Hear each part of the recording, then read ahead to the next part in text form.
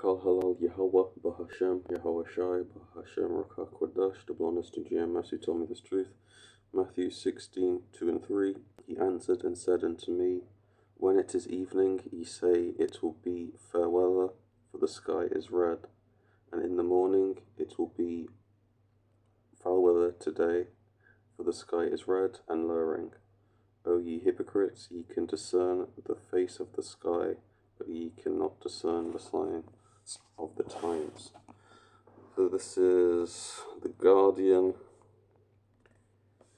Cash-strapped banks have borrowed $300 billion from the Fed this past week. So that's an insane amount of money.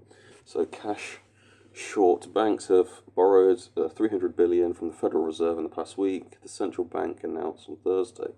Nearly half the money, $143 billion, went to holding companies for two major banks that failed over the past week, Silicon Valley Bank and Signature Bank, triggering widespread alarm in financial markets. The Fed did not identify the banks that received the other half of the funding or say how many of them did so. So the holding companies for the two failed banks were set up by the Federal Deposit Insurance Corporation, which has taken over both banks. The money they borrowed was used to pay their uninsured depositors with bonds owned by both banks posted as collateral.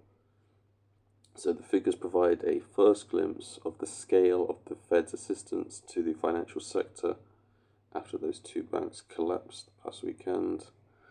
So it says the rest of the money was borrowed by banks seeking to raise cash, likely at least in part to pay off debtors who tried to withdraw their money. Many mega banks, such as Bank of America, have reported receiving inflows of funds from smaller banks since the bank failures last week, and so it says an additional $153 billion in borrowing from the Fed over the past week came through a long-standing program called the discount window. It amounted to a record level for the program. Banks can borrow from discount window for up to 90 days.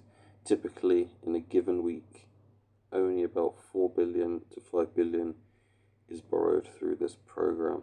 So we're still feeling the ripple effects from the initial bank that went that were going bust, and